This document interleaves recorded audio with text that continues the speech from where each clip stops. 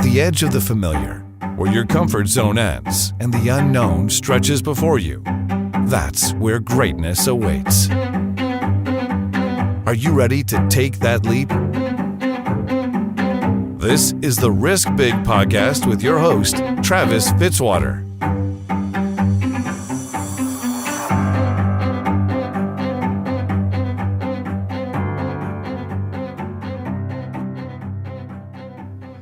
Thanks for listening to the Risk Big podcast, Stories of Starts with Travis Fitzwater. Find episodes online with show notes at www.riskbigpodcast.com/episodes. Also, you can find us on Instagram and Twitter by following @RiskBigPodcast. I'm super excited to have Johnny Eaker here with me today, who started Cosmic Sauce while he was working a very, very big job. And we'll get into that story here in a minute, but I'm thrilled to have him to be here on the podcast. He's got a really neat story about starting his passion while he was working very hard to provide for his family and take care of all those things. So, Johnny, thanks for being with us. Thanks, Travis. Yeah, it's an honor to have you. So tell the story. Just start from where you began, like your creative journey with the creative agency you worked for and one of the largest companies in the nation. I think it was a Fortune 50 company. Fortune 50, yeah. So for me, my journey started in creative way back when. I've got a video production career that spans about 15 years. That led me into the opportunity to work for State Farm and their local communications department. So just covering a very local base here in Columbia, Missouri. And then fast forward a little bit later, that led to an opportunity to be on their national in-house ad agency. And that's where I've been for about the last 6 years. Traveling the country, working on various social media campaigns with celebrities and a lot of charitable type things that State Farm would get involved in. We would produce a video story around it, some internal process kind of things, but it very much was external social media was the focus. So our team was focused on growing the State Farm social media presence. And yeah, it was fun. I learned a lot, but at the same time it was a grind. I was on the road 60% of the time. So it's very challenging when you're trying to raise a family. I've got 3 girls and just trying to do that. And so I kind of saw there towards the end that I need to get out of this. And tell me a little bit, we talked last week a little bit about the end of that, which is a very kind of interesting thing. They kind of gave you a take it or leave it type situation. Walk through that a little bit. The goal was to leave. People are like, why would you ever leave that? Like, you had a great salary, above average salary in terms of Central Missouri, but why would you leave? And creatively, there were things that just those creative needs weren't being met. There was a lot of the thing I like to joke about insurance is it's kind of boring. and we were able to tell great stories there, but even then it became a lot of the same kind of stories. We would always do the same kind of life insurance kind of work. And so I was just wanting to do something different and have some variety. And then the travel grind and so I saw what I always wanted was to take, hey, what if I created video content and actually had clients that entrusted us to do something with that content. So that's this idea of what a video marketing agency is.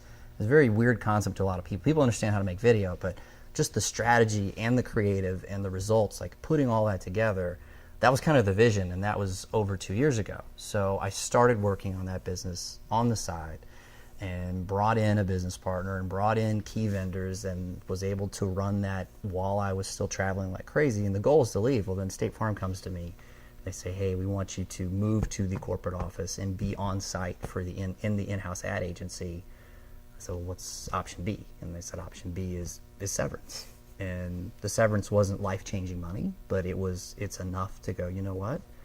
I can do this sooner in 2018 than what I had intended. So I'm running with it. That's terrific. So you took this passion that you had already started on the side a little bit while you were at your job. I hear often people have these passions, but they don't necessarily start on them, but they're in maybe an environment they're not thrilled with, but they're not actually doing what they're passionate about on the side to at least get some type of view of what potential's there or what's happening with business. What did that look like for you when you started Cosmic Sauce, which is the name of your company, which is a really innovative name? But what did that look like when you started the stuff on the side? What would that grind look like on top of working really hard for State Farm? It's a miracle I'm still married. Because It's a miracle, by the way, that most of us are still married.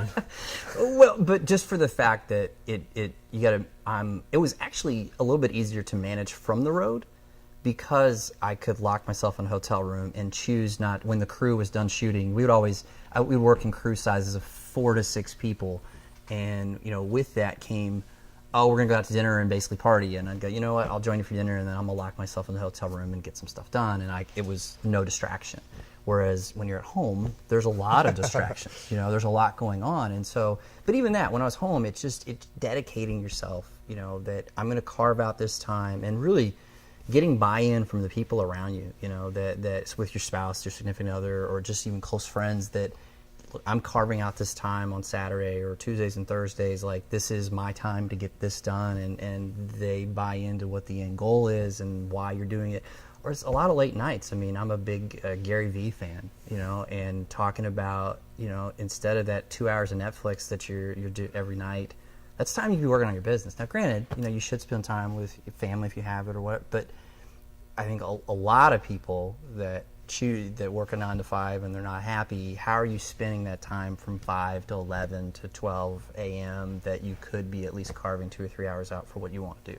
Yeah, and this is me as much as anybody, but I think you kind of get to the end of the day and you're exhausted, and it's kind of hard to grind something like that out at the end of the day, and you think, well, I don't have enough time to do this. But like, I've had many times where my wife and I have just binge watched however many episodes of The Office or whatever show we're watching on Netflix at the time, but just really kind of losing focus on the passion piece and kind of doing what's comfortable in the moment, when you really need to kind of discipline yourself to, when you're starting, to really get after some action items, which you obviously, not only when you started Cosmic Sauce, you realize, well, there's some real potential, but when you left State Farm and then all of a sudden you're like in the depths of this start.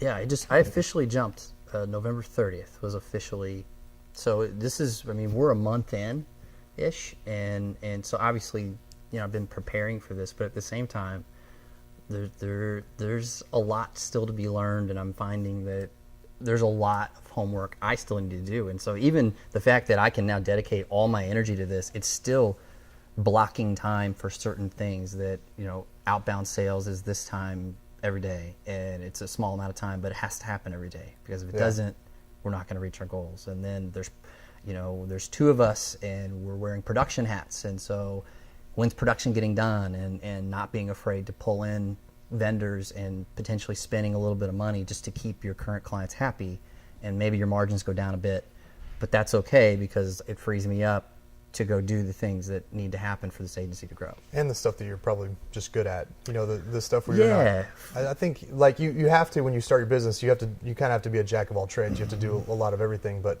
I think it's important too that you're sticking to things that you really feel like are your bread and butter things. You're spending a good chunk of your time with that.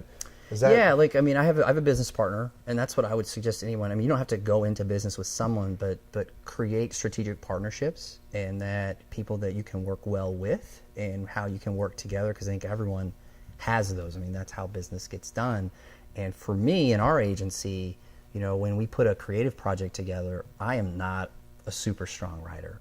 I'm fortunate my business partner is, and that was one of the key reasons I decided to go into business with him. It was like, you bring a strong skill to the table that I would otherwise hire out, and he does a lot of other stuff. But then it's, for me, I've learned through the years that I've done every aspect of the production process. What I am strongest at is creating visuals, and that means shooting the video, lighting. I love lighting. I could talk to you all day, geek out about ratios and things that you don't care about.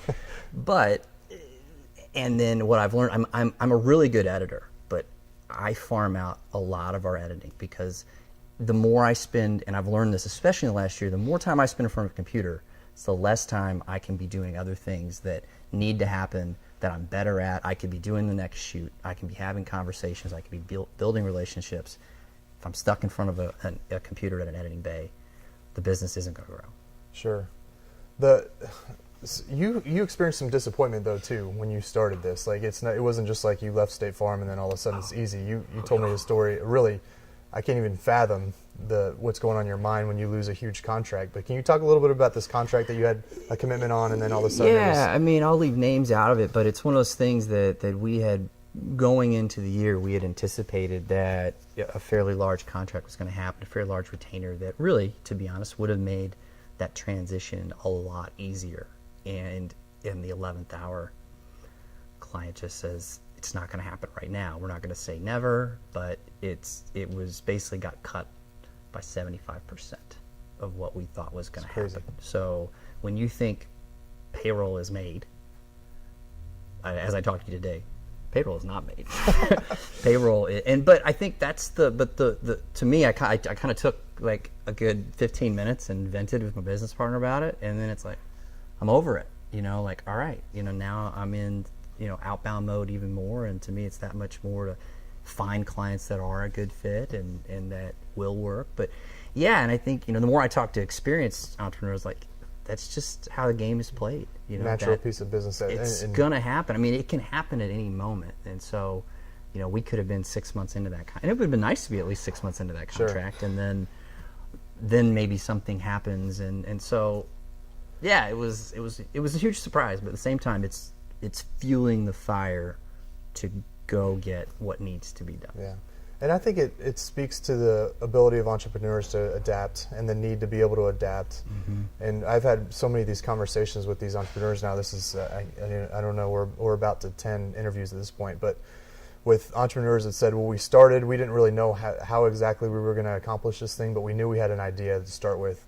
And then we had to pivot however many tons of times to get to a point where we could make it financially, we could monetize it in a way that was impactful for our business, but also allowed us to provide real value. Mm-hmm. I mean, those things can be heartbreaking in the moment, but I hope that one day you look back on that and you say, well, I learned a lot, I built character, I kind of understood what business looks like at that point, because I think that that just comes with starting a business, the heartache of maybe not working out. It's not all roses and butterflies all the time. No, and it's figuring out kind of what is our ideal business model and how we put it all together and how we position ourselves in front of potential clients, prospects, and like you said, showing that value, that so people get it. I mean, our biggest challenge is transitioning from being high quality video guys. We're the guys when you want something done really well, it won't be super cheap. We won't be the most expensive thing ever, but you're going to pay for quality and people are okay with that. But how do you transition from that to being an advisor, to being a consultant, to someone you can work with all year to achieve your social media goals? And that's our biggest challenge that's how we're viewed right now. And so my goal is by the end of 2018, we start to move the needle in that direction where people are like, you guys are super smart marketing people. You just happen to use video to do it. Sure. And talk a little about getting away from the broad social media plan that your agency is going to develop for folks. Talk a little bit about the importance of video and statistics that show that video is just like the thing to be in right now in the marketing realm. Yeah, I mean, that's where, you can pick, statistics are kind of all over the place, but it's one of those that people prefer to watch a video than read text. That's how, if you include video with you sell products on e-commerce, that your return, your conversions go up when you use video. Just the fact that video and social media just go together. I just always tell people, look at your own feed, just look at what's popping up, and it's video, video, video. And so the challenge is how do you even stand out? It used to be video, I'd say 2-3 years ago, video is how you had a competitive advantage on social.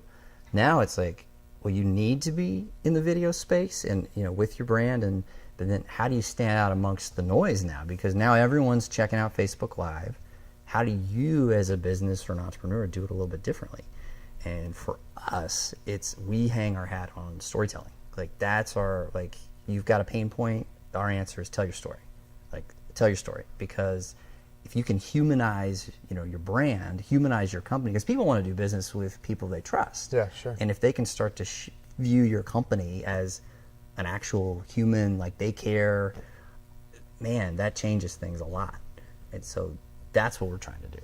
Yeah, and I think the video, I'm much more inclined myself to buy something based on a story than I am hey, show the shiny product.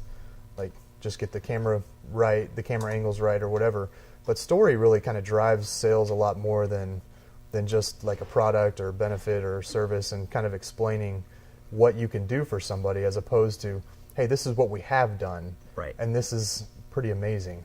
Yeah. I mean, you've had a number of these situations where yeah, you I mean, told that's these stories. where, yeah, I mean, some of our best, our best campaigns revolve around just finding those unique stories, and they're everywhere. And that's where, we're really encouraging companies right now to just pick out people in the community and spotlight those people, and you'll be surprised how well the community will, and it becomes this, hey, did you see that thing that such and such bank did?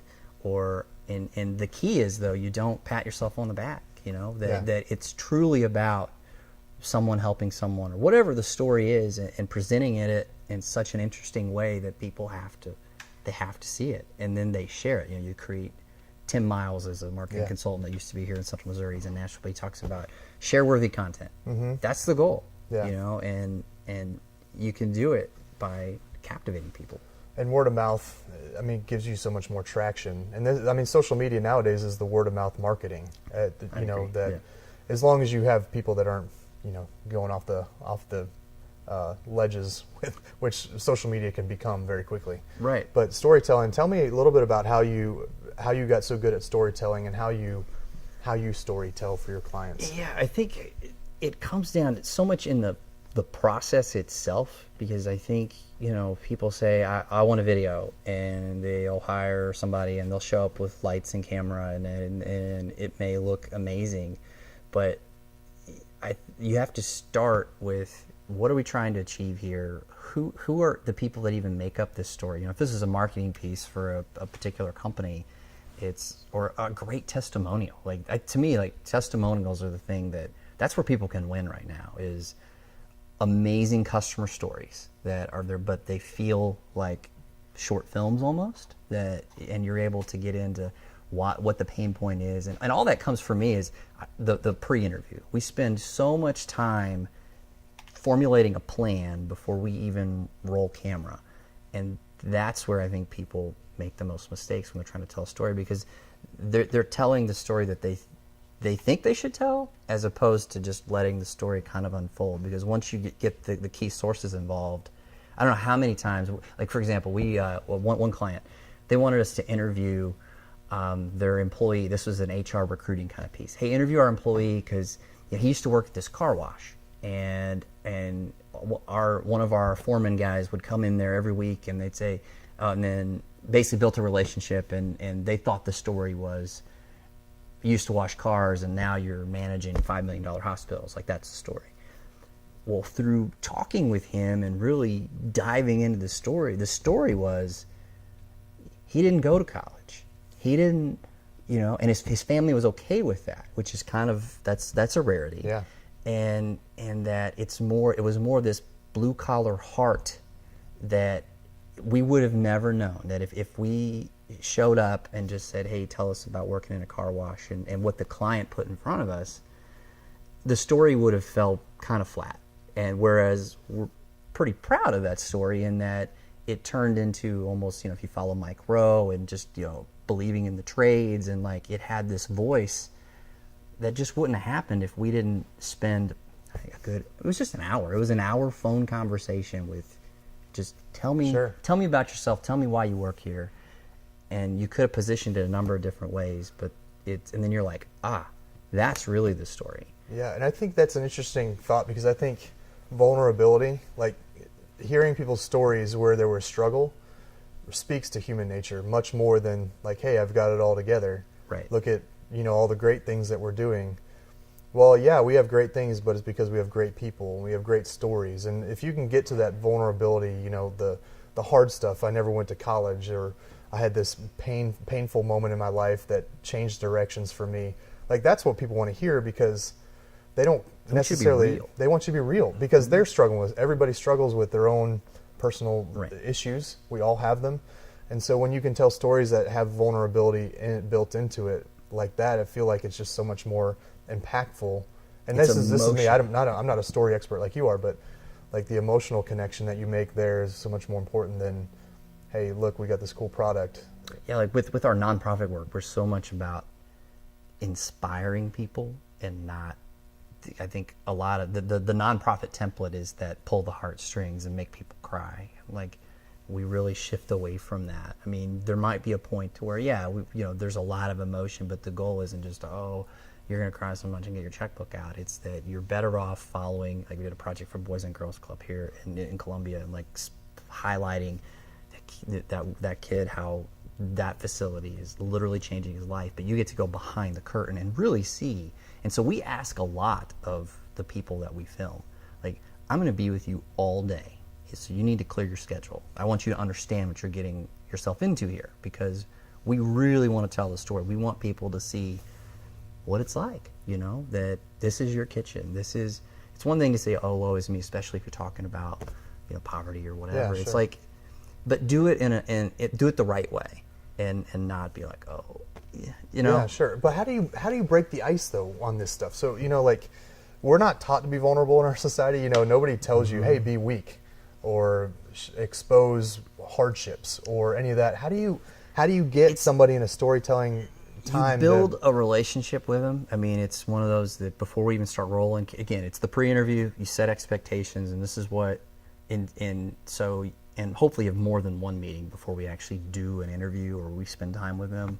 And so the more I can get you to forget the camera's there, and that's why, I mean, just some producers are fantastic at this and others aren't. And so it's a skill. It really is a skill. Sure. Because you want, the more I can just have a real conversation, and I want to build trust. We can't build trust if this is the first time you just met me and I'm trying to ask you very intimate questions about your mother that raised you. You're going to give me the short answer, the very guarded answer, as opposed to we can get into that over the phone, and we've built a rep. And hey, tell me. And what's nice about doing that is I can remind people of things that we talked about on the phone, and that, hey, you remember you told me this, and talk about that a little more, and very open-ended questions. I mean, there's basic interview techniques, but it's not like, here's the 5 questions and we need to check the box. I really want you to, most of our things are like, you watch a 3-minute video, there's 3 to 5 people in those. We've spent probably an hour interviewing that person and taking breaks if we need to, and just to get 4 20-second sound bites that are just awesome. Sure. And then all the visuals that go behind it. And so, most a marketing video, for example, you're spending 3 to 5 days filming stuff. Sure. Just getting what you need. And so that's the piece that I think the community at large, the business community at large, doesn't quite get, man, that's an investment. Like, it is, but the return is that it's a more engaging story. Yeah, and it has to be that way nowadays for shareability and impactfulness. It just feels like you can't stand out nowadays unless you have something that kind of tugs at people's emotions a little bit. It doesn't have to be, like you said, you don't have to make people just bawl. But right. Like, people's stories are inspiring. It's people's individual stories. It has to have some sort of emotion. Like, you walk away, and we always say, what do you want your audience to think, feel, and do once they watch this? And so they've got to feel compelled to make the next step for whatever reason. And so that's where they're inspired by this nonprofit piece. And there's different strategies based on, hey, where are they viewing this for the first time? And you build it that way. Sure. So when you got started, so this would be for somebody who wants to get into something they're passionate about. It doesn't have to be video marketing, because that's a very specific niche. But what would you tell somebody, encourage them if they're passionate? How do you get started and tell your story right off the bat in an effective way? Like, how would you recommend to somebody? You just have to clearly understand like what it is you're doing. It's one thing that you can be doing a lot of activity and a lot of busy work. So it's a lot of busy work. Whereas it's like having a clear defined goal and then working back from that goal. That's goal setting stuff. But at the same time, I think you gotta do it. Like, making time, like we said earlier about, hey, look at the time you have and make the most of it. And if it's just, hey, an hour a night, only 2 or 3 nights a week, because that's all I've got, great. And then from that, it's formulating a plan and to-do lists and create your own system. Like, that's the thing I'm learning right now as I jump into entrepreneurship is, like, I'm building this thing for the future. And to do that, you have to have a teachable system and process. And so that's what I spend a lot of my time doing on the planning side is just what's the best way to do this. And so even if you're somebody that, you know, if you're running an e-commerce store or whatever your passion is, it's you just gotta do it. And I think the fascinating thing nowadays too is social media. It's never been a better time to be able to tell your story on 1,000 different mediums, you know, so you could focus on a Facebook, you could focus on a Twitter, you could focus on an Instagram or Snapchat or whatever. There's a million different ways you can get your message out. You can connect with customers. You can figure out, you know, try to niche down, figure out where you're really selling. You know, you don't want to have it just, I'm going to broadly impact everybody for the most part. Right. But it's fascinating. The ability to storytell nowadays is so much easier than it used to be if you know what you're doing. And so I think that's a really important piece that people starting out is you have an ability and you have mediums to tell your story significantly and very broadly. Yeah, and you can build an audience. I mean, easier than you ever could before. And I think the important thing is because there is so much, I'd recommend like picking a platform, master that platform, understand that platform, pick the one that lines up the best for your business. You know, for us right now, it's you know, Facebook, Instagram, YouTube. They're all very video based. They all just make sense. But to someone that's starting out, it can be overwhelming and like, I've got to post to all these platforms every day, 3 times a day. You don't. You know, the idea is I would get laser focused on, hey, where is your audience at? Sure. And the beautiful thing about those platforms is that each one's better suited for a different demographic. So if it's Facebook, master Facebook, you know, and really work that and understand it. And the neat thing about video too is I think it's just like you're creating this pipeline of material for you to use. Today I tweeted out a video that you created, a phenomenal video, just kind of a 30-second ad from your company with some of the video stuff that you do, which is just really, and it wasn't like, hey, you guys got to come to us and use our service. It was more like, hey, this is what we do, this is our story, this is why we're doing it. Right. It was just a phenomenal video. It's a completely different way to think about talking about yourself, which has always been, you know, tell them about the product, tell them what you can provide, that type of stuff, as opposed to telling this neat story. I just love the idea of story and your ability to tell stories. It's very unique. Yeah, that piece, that was the thought. I mean, good. It worked. Yeah. But the idea is that, again, we just feel like to say, hey, our solution to a lot of pain points for many organizations is to tell your story. And a lot of people are like, why do that? Why would, you know, a lot of people don't get it. And so the purpose of that piece is just, what is the power of video? What is the power of story? And what can that do? And I mean, and then of course there's some of our work thrown in there, but it's, you know. And what do you see going forward for marketing online and video opportunities for like a niche? I know that you're looking at some information products that you want to sell because you have this expertise in video, which, you know, you get a phone nowadays that has about as good a video camera on it as you can go and buy at the store as just a camcorder. You know, there's so much information out there. Everybody with a cell phone in their pocket can create pretty good story for their business. Where do you see that going for companies, and what's the opportunity for companies to use?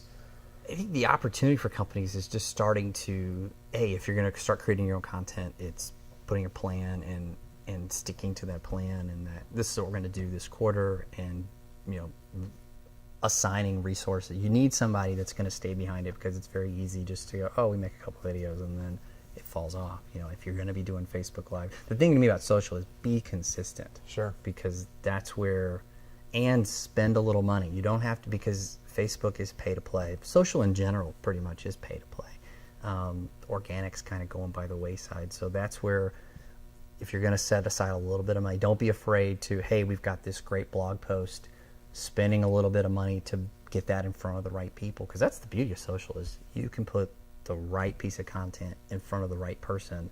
And if you do it the right way, with a great story, it doesn't feel like advertising. And so that's where, for us, you know, trying to educate people and do that. So, yeah. And what is your advice for somebody that wants to start a business, like to use that, like what's one like very specific, you can pull your phone out of your pocket, and if you do this one thing, you can make a video similar to what I maybe not, obviously not to the degree that you can do it. Yeah, but you like can, a decent looking video. I think I'm talking to a lot of small businesses. I'm part of a networking group, and a lot of folks in that room can't afford large marketing campaigns. Sure. But the thing that I tell them, and I think it applies to any new business, is like get quality testimonials. Like that's where, just to that person that has the cell phone, spend $50-$60 on you got a tripod laying around. There's little attachments that you can put your phone on a tripod. A, just use a tripod because the shaky, and then B is to try to figure out the audio piece. Yeah. But for something like that, if you really minimal investment, less than $50, tripod, get your subject close to a window so there's decent amount of light coming in. It'll look reasonable, and just get your best clients talking about what you do, because then from a sales side, it just helps you in so many ways. From an awareness side, you can post that on social.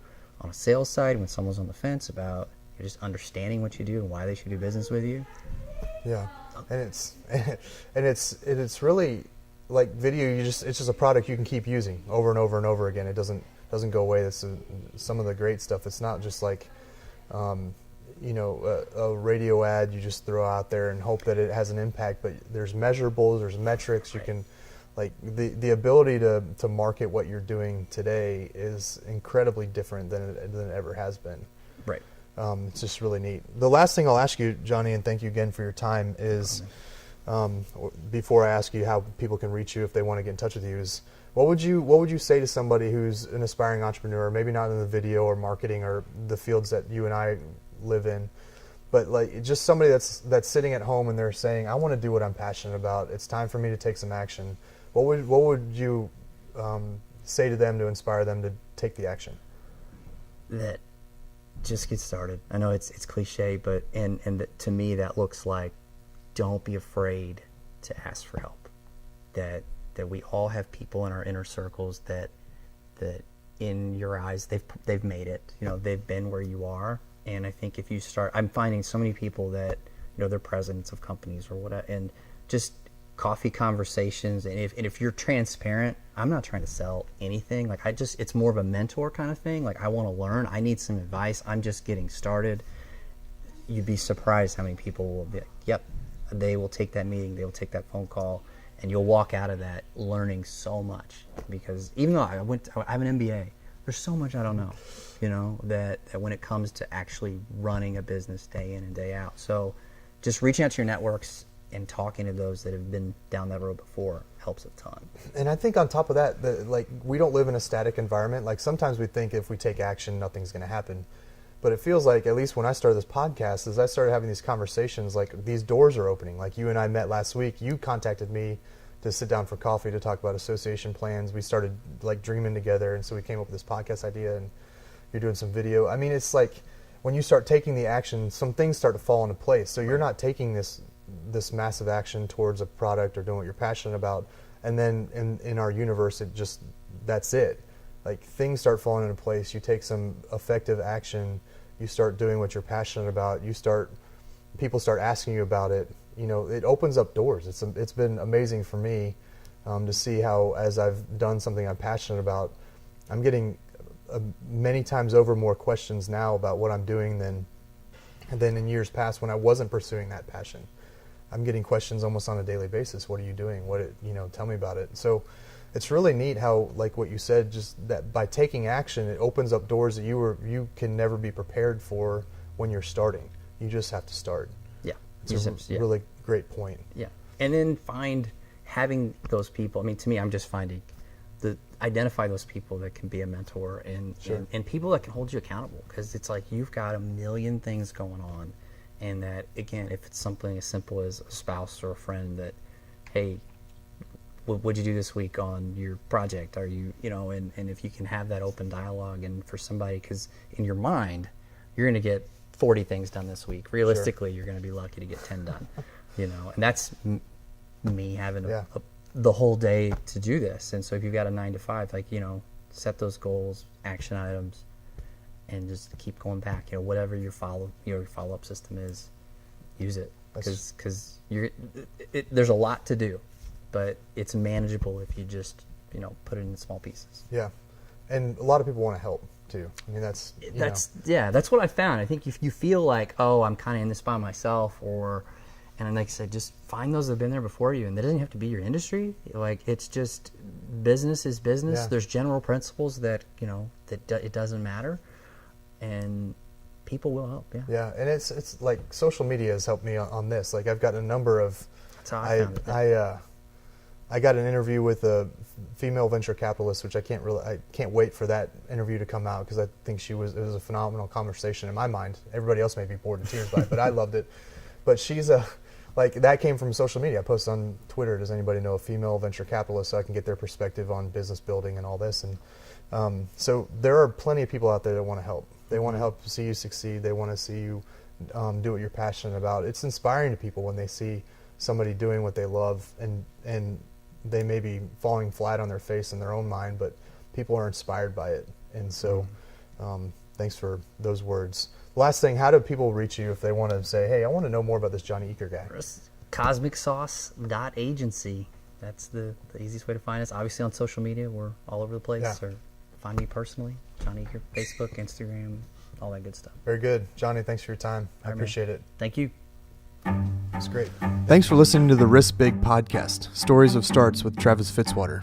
Find episodes online with show notes at www.riskbigpodcast.com/episodes. Also, you can find us on Instagram and Twitter by following @RiskBigPodcast.